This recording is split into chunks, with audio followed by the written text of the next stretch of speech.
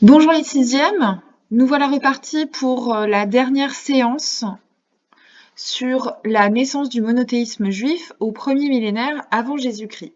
Allez, c'est parti, on prend son cahier d'histoire-géographie, le livre, mais pas sûr que vous en ayez besoin, et puis la trousse et notamment le stylo violet.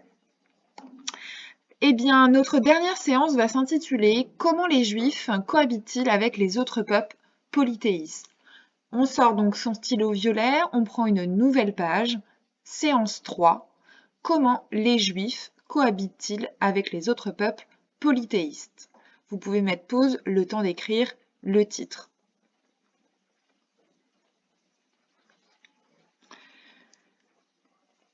Pour la première partie du cours, vous allez devoir écrire ce que je vais vous raconter. Je vous rappelle, les Juifs sont en exil depuis l'invasion des Babyloniens en 597 avant Jésus-Christ. Pendant une cinquantaine d'années, ils commencent donc à écrire la Bible qui raconte l'histoire d'Abraham, de Moïse et leurs ancêtres les Hébreux. Vous avez travaillé sur ces histoires lors de la séance 2.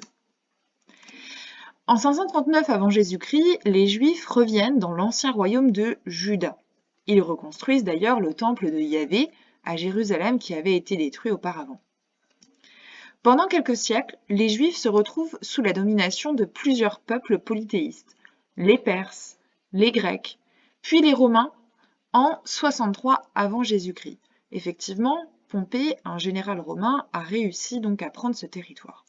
Je vous invite à présent à mettre pause sur la vidéo, le temps d'écrire les différents passages importants du cours.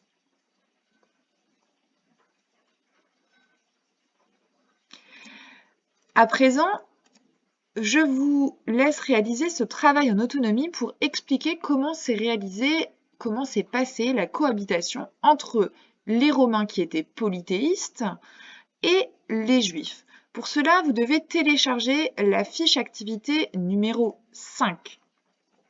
Sur cette fiche, je vous ai mis donc deux documents, document 1, puis document 2. Vous devez donc étudier les documents et répondre aux questions qui suivent par des phrases construites. Question numéro 1, présenter le document 1. Question numéro 2, décrire le document 1. Question numéro 3, d'après le document 1, comment se passe la cohabitation entre les Romains et les Juifs? Question numéro 4, d'après le document 2, comment réagissent les Juifs face aux actions des Romains? Question numéro 5, où se dispersent-ils? Où se dispersent les Juifs? Et question numéro 6, que font-ils pour continuer à pratiquer leur religion? Que font les Juifs pour continuer à pratiquer le judaïsme? Ensuite, petit bilan.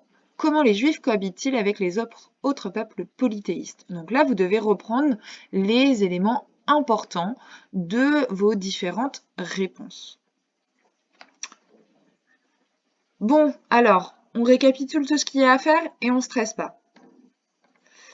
Vous devez donc prendre en note le cours, puis faire la fiche activité 5, vérifier que vous avez bien défini les mots importants. Une diaspora, c'est dans votre livre, une synagogue, c'est également dans votre livre, et vous devez penser à compléter la fiche séquence, notamment la frise chronologique, le petit D et le petit E. Attention, je me suis trompée puisque moi j'ai rajouté entre-temps l'écriture de la Bible hébraïque. Donc pour vous, ça correspond au petit D et au petit E. Voilà, je vous souhaite bon courage et je vous dis à bientôt.